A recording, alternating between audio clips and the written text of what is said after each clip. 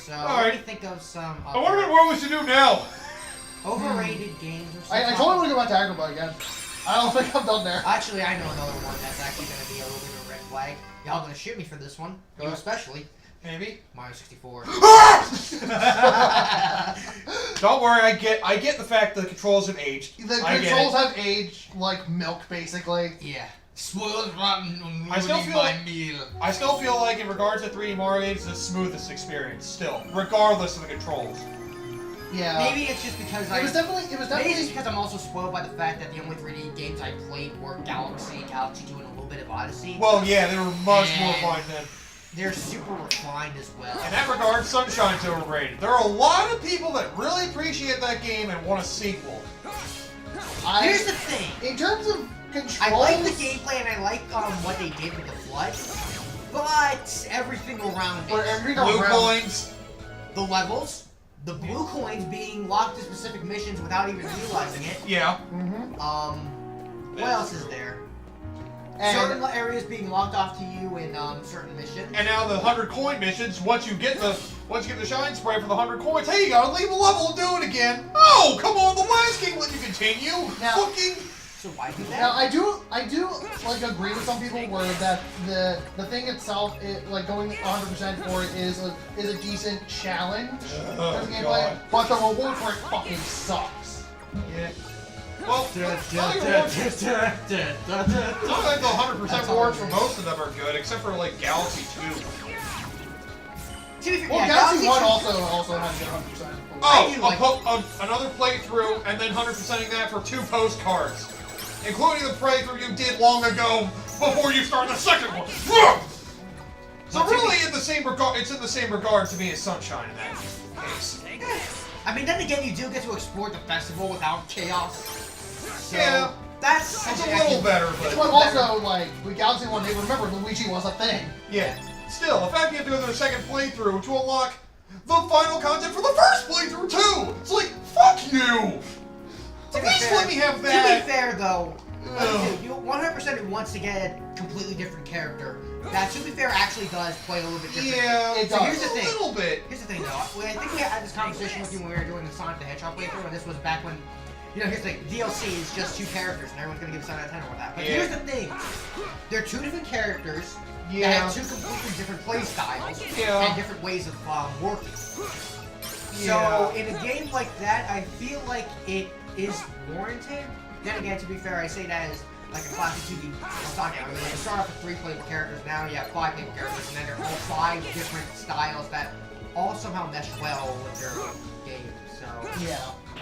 They each have a unique attribute, which I feel like works with better.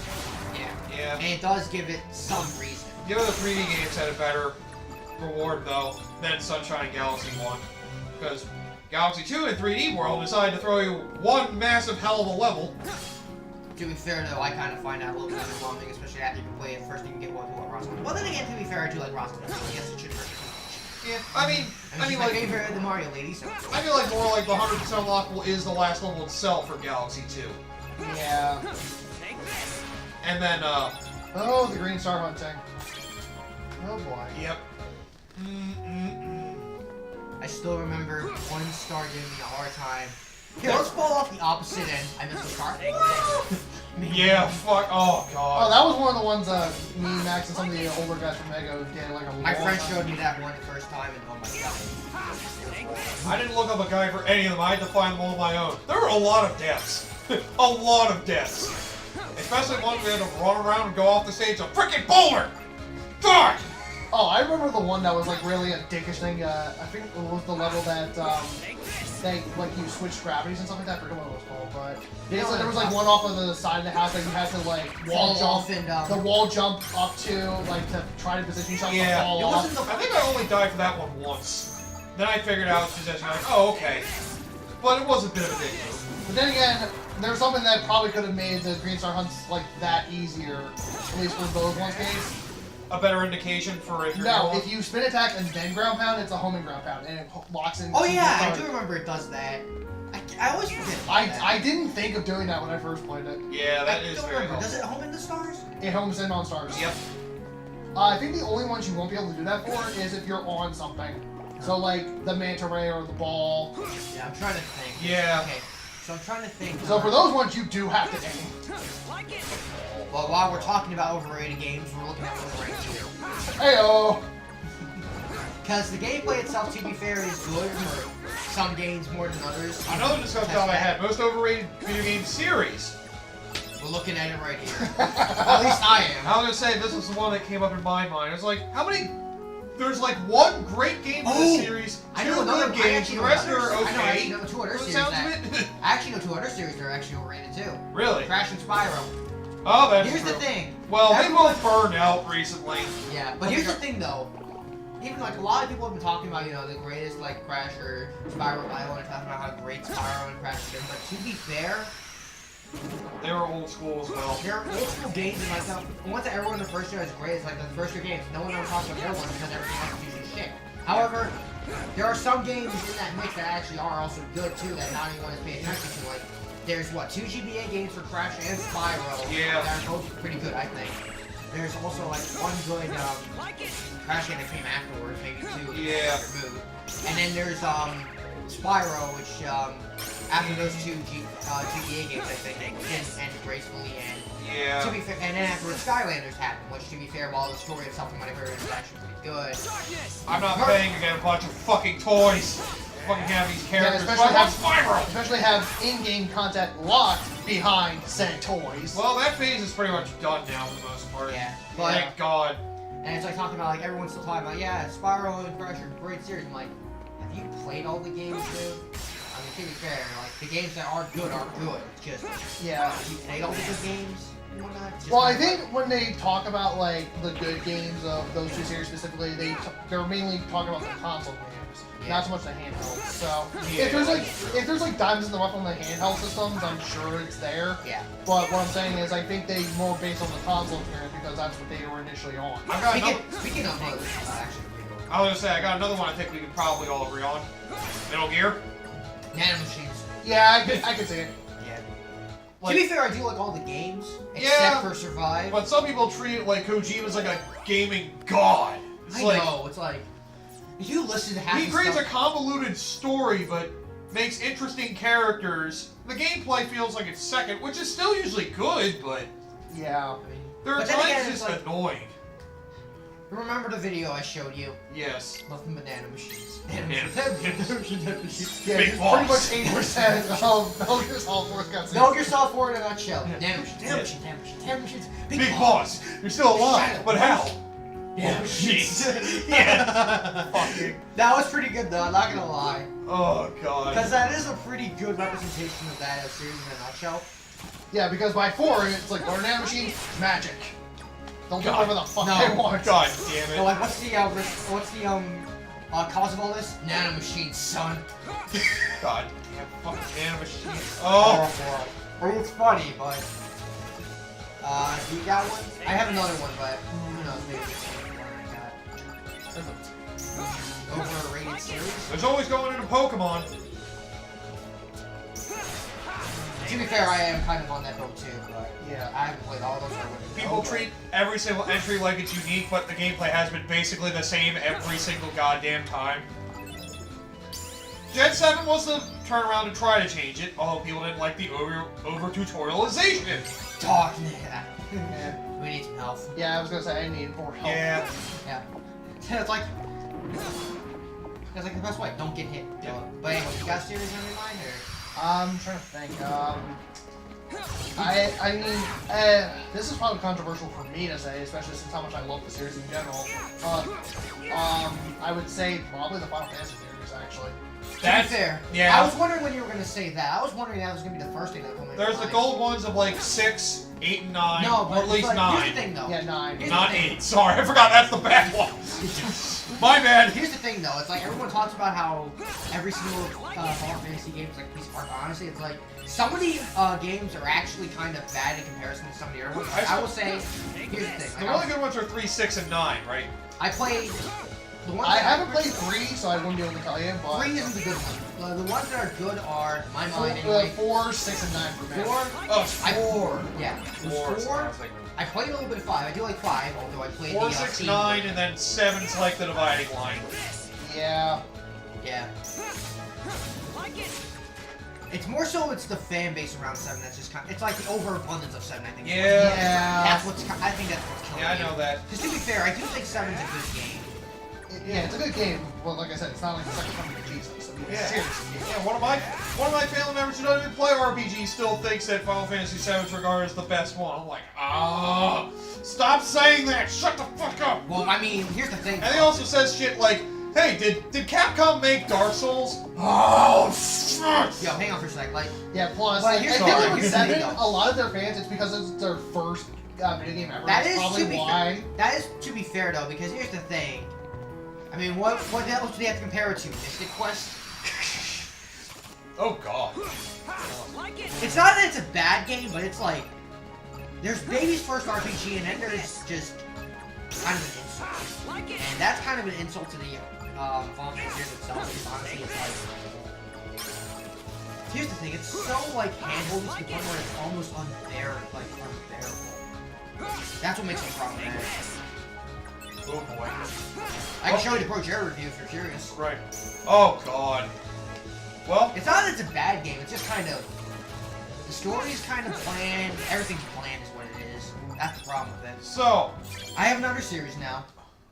So unless you want to go first. you go first. Sonic. There we go. Well, I was wondering what someone that's was like the easiest one to go for. But I still has to. I still like. If you're gonna ask that question, I might as well get it out of my system. Yeah.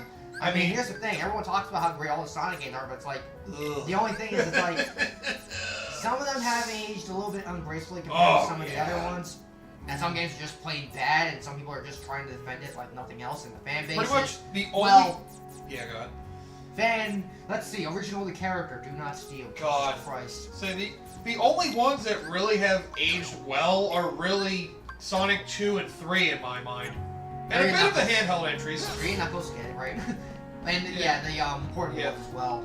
The Advanced series. The Advanced series and the Rush series have aged well as I well. think Mania has aged well. Yeah. Well, then again, it's not hard because it's like a 2D Sonic. It took the best of what was already there. So it really. When was Sonic 4 aged? Oh, I mean- dear. That like turned to moldy cheese after like a month. Yeah. Generations, I think, has aged pretty well out of the 3D Sonic. Yeah, Generations, I feel, has aged pretty I well. will say though, I rewatched the playthrough that Coda did with me. Cringy. There are sometimes I wonder. Sometimes I wonder. Oh, what, are you talking about the glitches? Planet Wisp.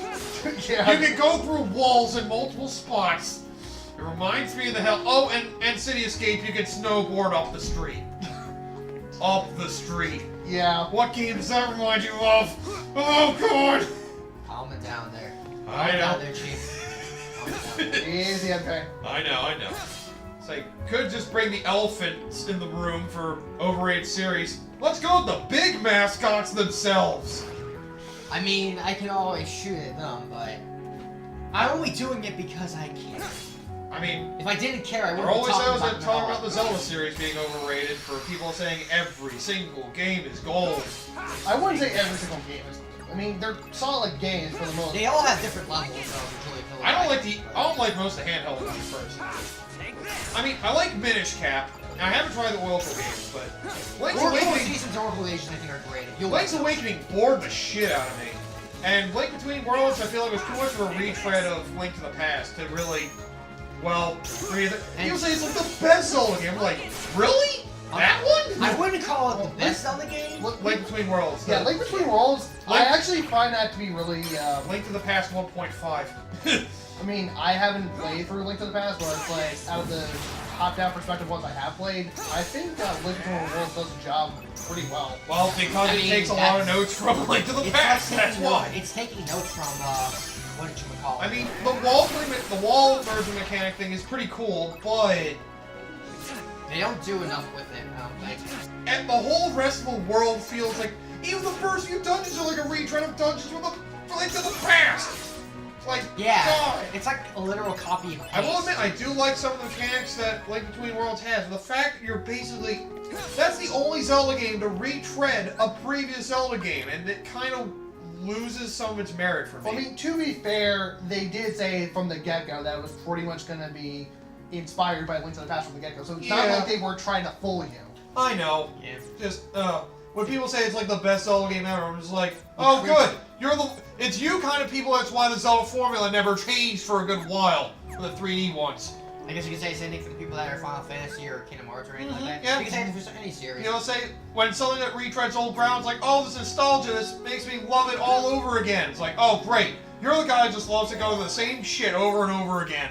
This is why we can't try nice new things. God damn it. You're the same people that are the reason why freaking 5 or 6 different copies of Assassin's Creed exist and why more Rayman games come out now. Oh, easiest, most overrated series, COD. That's too easy of a target. That's too easy, but I understand why. Here's the thing. Call of Duty 1, 2, after Modern Warfare 2 I stopped. Yeah. There. After that, Modern Warfare 2 was the only Call of Duty game I played. Yeah, I like 2 and I like played 2. a bit of 3. I like 2, 3 the and first 4. Modern Warfare, and a bit of 3, yeah.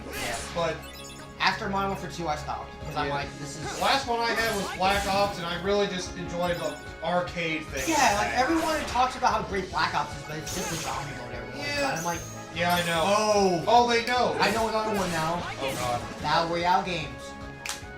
The freaking PUBG and Fortnite. Oh yes, the whole friggin' Battle Royale genre. Oh boy. That is so, like, it's starting to spill over, and I think it's actually starting to do a little bit of damage. No. Now that we see, like, Call of Duty, well, Battlefield, I think I'll give it a little bit of a pass, because it's like, they added Battle Royale along with everything else. As So long as I'm gonna let it slide. For Call of Duty, I'm not letting it slide at all. It's like, here, we're innovating by completely taking everything else out except for Battle Royale. I'm like, do you, like, Online multiplayer only games with microtransactions. Go fuck yourself. Yeah. Honestly, I mean, I've talked about this last session, but it's just like, if you're mainly focusing on just online multiplayer, I mean, I get it, that's probably your biggest attraction, but why should I even bother getting the game at all if, like, you know, if I don't have enough people to actually enjoy the game with? yeah. Because Like, I don't want to deal with a bunch of randos all the fucking time. Yeah, Right. and that's something I've actually been starting to notice, like, hit back a little bit more now with, I'm looking at the online multiplayer games, and I'm starting to think about it. And it's like, the reason I like multiplayer is because those are around people that you can actually call out on and make fun of and actually drive you. Yeah. So, you know, they know we wouldn't beat each other in the face or anything like that. Yeah. Not because of a bunch of people acting like 2-year-old man-children calling each other childish insults, and it's like, now it's starting to become less fun. Yeah.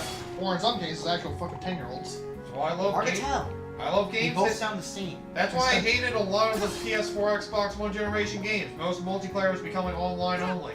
Nintendo's are one of the only ones that are trying to keep it within their consoles as well, at least. Yeah.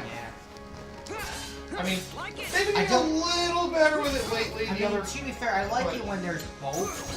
Yeah. So games like, you know, the original Halo, Halo 2, Yeah. when they had a combination of both, yeah. that's what I like, but when it's just like the online multiplayer now, it's just kind of like, When that's like your only way to play multiplayer, I feel like that's a little much. exactly. And that's also like, that's I guess what really grinds the gears. Halo 5. Everything was great about that game except the fact you could only play with one person per console. They ruined it! God. Yeah, I mean, to be fair, like, going back to Nintendo, like with Splatoon, for example, yeah, they technically did have both an online and offline multiplayer, but they're two completely That's different a little... beasts. Yeah, that's a little more complicated, yeah. Yeah.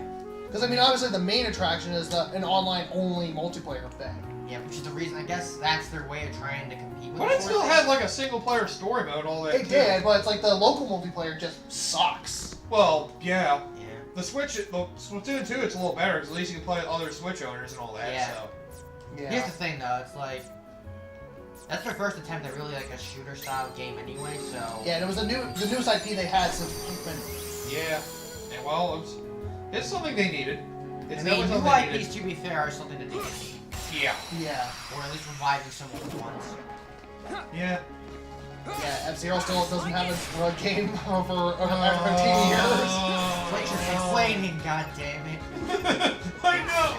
I can't help it! The more you talk about it, the less it's going to happen. God damn it. Remember the freaking joke interview What about Star Fox and then gets shot? Yes. Instead Captain Falcon screaming, what about F-Zero? Freaking gets run over with this blue Falcon. God damn it. I think they actually did something like that in one of their directs from like the Wii U era, like where it's I like, do remember that. That was the one where they had come on, Reggie, give us both three. How about you do this instead? That was the robot chicken parody one, right? Yes. Yes. I do remember that. Yeah, but that was in an actual direct. Now you mention that to me. The Star Fox franchise. Do people think it's overrated, or do people only think one game of it is good? I think it's only one game they think is good. Yeah. I like multiple games of the series, personally. Star Fox is sold in Star Fox. You're the minority that thinks Star Fox Adventures is good. I actually like Star Fox Adventures. Let me put it this way. I'd rather play that again than Majora's Mask. A lot of people are going to come at you for that. I know. Yeah. That's another one of my most overrated games. Majora's Mask. Sleep with one eye open tonight, Let me just put it this way. How many people would like Majora's Mask if the Zelda tag wasn't on it? I mean, I still think it's a unique experience. Would anybody go after it, though? Probably not. Exactly. The same reason why people would probably not go after Kirby's Epic Yarn or Star Fox Adventures for that matter. Like, it takes a different turn of the franchise, but if you didn't have that franchise on it, people would probably just think of it as just another niche kind of game. Here's the thing, like, I say the same thing, it's like the same thing that happened for Star Fox Adventures, obviously. Yeah, well, that was supposed to be something else Kirby's entirely. Epic Yarn. Yeah, like I said, Kirby's That was Epic Yarn, yeah, that was something else entirely. That's true. And there was one other game I was thinking of. What was it? Devil May Cry 2, there we go. Yeah. Yeah. I did learn, I completely forgot that the company that did Kirby's Epic Yarn, their first game was Wario Land Shake It. Huh. That game was actually pretty damn good. Really fucking hard, though. Yeah, Feel Good Inc. I think what the name was. Yep. That was the first game they did. They did the hand-drawn aesthetics, and I remember really liking that game. It was hard as fuck, though. Especially finding the secret levels and then doing those, which were harder than the main levels. Oh, fuck! I wonder if I can...